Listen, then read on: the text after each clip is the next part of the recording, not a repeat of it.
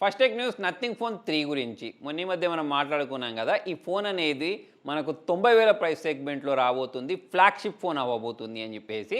అయితే అప్పుడు మనకు దీని లాంచింగ్ డీటెయిల్స్ తెలియదు కదా! అయితే ఇప్పుడు వచ్చిన లేటెస్ట్ లీక్స్ ప్రకారము ఇది జూలైలో రాబోతున్నట్టు తెలుస్తుంది. జూలైలోనే 5థ్ తారీఖు మనకు OnePlus 13s రాబోతుంది. దాంతో పాటు OnePlus వాళ్ళ ప్యాడ్ 3 కూడా స్నాప్‌డ్రాగన్ 8 ఎలైట్ ప్రాసెసర్ తోటే రాబోతున్నట్టు తెలుస్తుంది. నెక్స్ట్ న్యూస్ గూగుల్ ఐఓ గురించి. సో ఇవాల్టి రోజు రాత్రి 10:30కి కొన్ని వాళ్ళ ప్రొడక్ట్స్‌ని అయితే రివీల్ చేయబోతున్నారు. దానిలో భాగంగా ఈ గూగుల్ వాళ్ళ జెమినై 2.5ని కూడా లాంచ్ చేయబోతున్నట్టు తెలుస్తుంది. దాంతో పాటే ఆండ్రాయిడ్ ఎక్స్ఆర్ ప్రోటోటైప్ని కూడా లాంచ్ చేయబోతున్నట్టు తెలుస్తుంది. అంటే ఇది ఒక ఏఆర్ హెడ్సెట్ అన్నట్టు. యాపిల్ వాళ్ళది తీసుకొచ్చారు కదా ఏఆర్. దీంతో పాటే పెన్ టెస్ట్ ఉంటుంది చూసారా, దానిలాంటి ఫీచర్ని కూడా తీసుకొస్తారట.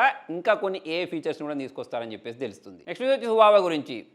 వాళ్ళ మొట్టమొదటి ల్యాప్టాప్ని లాంచ్ చేశారు. అంటే హార్మోనీ ఓఎస్ తోటి వీళ్ళ ల్యాప్టాప్ని లాంచ్ చేశారు. దానిలో వీళ్ళ మేట్బుక్ ప్రో అని చెప్పేసి దీన్ని అయితే లాంచ్ చేయడం జరిగింది.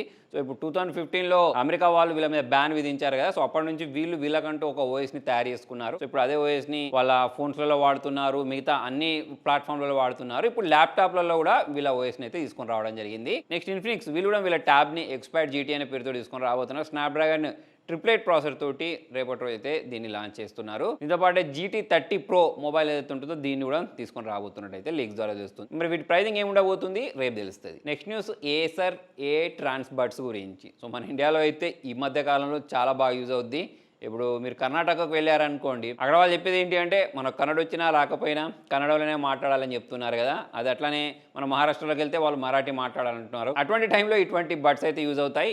ఏం లేదు, దీన్ని చెవిలో పెట్టేసుకుని, అంటే ఇప్పుడు ప్రజెంట్ ఇది 15 లాంగ్వేజ్కి సపోర్ట్ చేస్తుంది. దానిలో మనం కావాల్సిన లాంగ్వేజ్ సెట్ చేసుకుంటే ఎదుటి వాళ్ళు ఏ లాంగ్వేజ్లో మాట్లాడినా సరే అది మన లాంగ్వేజ్లో ట్రాన్స్లేట్ చేసి మనకు వినిపిస్తుంది. ప్రజెంట్ దీనిలో అన్ని లాంగ్వేజ్ లేదు, కాకపోతే త్వరలోనే తెలుగు, తమిళ్, కన్నడ అన్నిటిని అయితే యాడ్ అయిపోతుంటే తెలుస్తుంది. ప్రైజింగ్ డీటెయిల్స్ ఏంటి, ఎప్పుడు అవైలబిలిటీలోకి వస్తాయనేది అయితే ఇంకా తెలియరాలేదు. మొత్తానికి ఇది ఫ్రెండ్స్ ఇవాళ వీడియోలో. మరి మీకు టెక్ న్యూస్లో ఏ టెక్ న్యూస్ నచ్చింది కింద కామెంట్లో రాయండి. Thank you.